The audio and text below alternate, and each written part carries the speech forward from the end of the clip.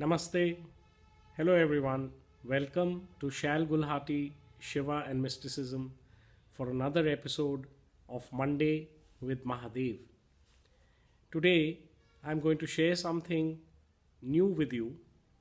Few days back I thought that I do a lot of Facebook writing and 95% of that is about Lord Shiva, and that I should now start writing something which I call the Shiva Files, which is basically my story of my experiences with Shiva. Because I have been doing a lot of other writing. There are extracts from my 6 books on Shiva that I have written. There are some writings which I do on pictures that I see on Facebook with Shiva in them. And I thought that it is time that I could share some of my personal experiences with Shiva. So I'm going to try doing this video for you, and if you like it, I will come back with more.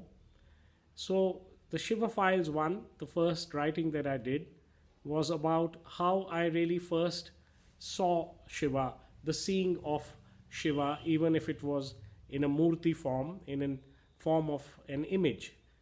And you see, my mother was very fond of God right from the beginning. And although her Ishta was Krishna, she loved Krishna, and everything about her was about Krishna. In her mandir, she always kept a mandir in the home wherever she was.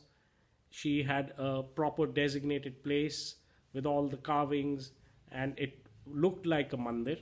And she had all sorts of religious books and parts and shastras there, and all the images, pictures and statues of all gods, because she didn't want to displease anybody. She wanted to have as much inclusion as she could of all the Hindu gods.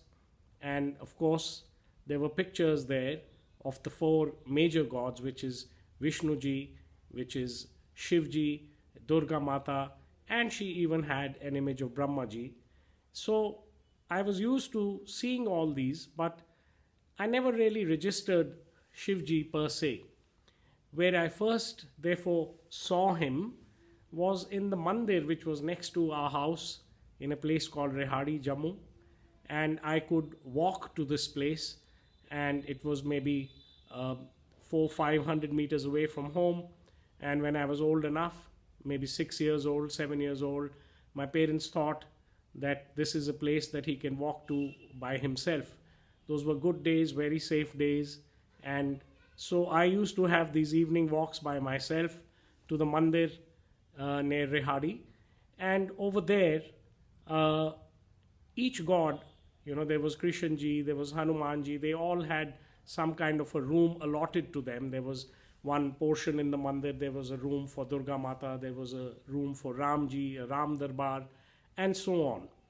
But there was this statue of Shivji, which was not in a room, but it was in the courtyard of that mandir. So you can imagine a scene. There is a mandir which has got rooms on all sides, and there's an open courtyard in the middle. And in the middle of that courtyard, there was this statue of Shivji, all painted blue with his jatas. And what used to really attract me was that from this statue, Shivji, from his jatas, from the top of his matlocks, would be, taking out a fountain of water, which would fall down on his own feet, and there was a concrete pool around him, and the water would collect there. And obviously, the engineers had fitted some kind of a water pump, and the water had a system of going back into the statue, and it would get regenerated. So this was like a cycle, fascinating.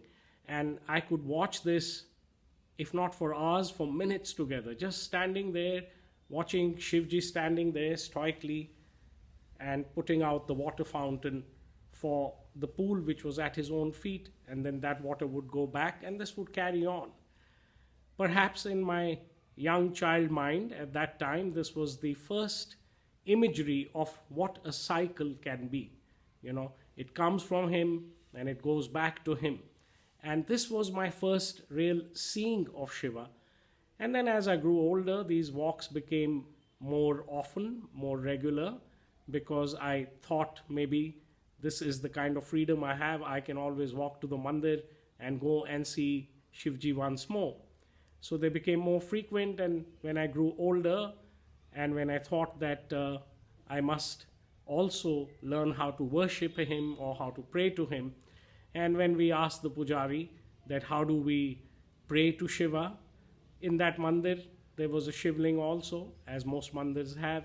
You know, the mandirs which have many murtis, they have a shivling. And the pujari told me that Shivji is very simple. He only asks for water as an offering. So you have to pour the water very, very piously, holding your hand like that and with a cup. And we all know how to sort of give water on the shivling. And of course, there is always a bilva tree in mandirs, and you could give a bilva leaf. But the essence was that Shivji asks for just water as an offering, that is enough. And that got me thinking, here is a God who gives water and asks for water back, and it is something very simple. And in my town, it can become very hot in summers, so most of us know the importance of water. We need water as human beings. All animals need water, and therefore I thought that this is something very nice about him. He gives water because we all need it, and in turn we can offer him water back. And when those days progressed, sometimes I would go in the night, early night, and when the pujaris would break into their arti, which was Om Jai Jagadish Hare, mostly for Vishnuji, but I used to always think that this prayer is common to all gods, and I would offer it to Shiva that, you know, we are praying to you. And one part of that prayer is Tera Tujhko Arpan. What can we really offer to you, you who give us everything? And that prayer used to make a lot of sense to me, that we can offer you only the things that you have given us in the first place. And then when the evenings would dawn, and sometimes we had a full moon or a big moon, we could see this Shivji glistening in the moonlight and still doing his job of giving the water. And this mandir, at that time, it had a lot of sort of jungle area behind it. And therefore, in the evening, we could start hearing the crickets also chirping as though they're joining the prayer. So this was a scene. This was my first seeing of Shiva, and which got really etched onto my consciousness, that here is this God who gives water, and whether there is day or night, he's doing it. And in the night, his crickets, these little insects, everybody joins him in prayer. And there was such a sense of harmony. The harmony was that everybody in that jungle is probably happy, retiring to their nests or their caves or their homes for the night, and they are chirping in evening prayer, and there is Shiva standing stoically giving water to everybody. So this was my first real seeing of Shiva.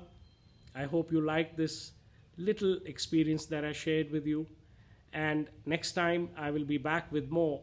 But one thing, when I later, maybe just 15 years ago, started reading more about science, I realized the importance of water in another way. We already all know more water is important. We need to drink it. We need to hydrate ourselves. But I read, I think it was the Japanese scientist who said that the molecule of a water is made in such a way that fantastically all the water molecules in this universe, not just planet Earth, they're all connected.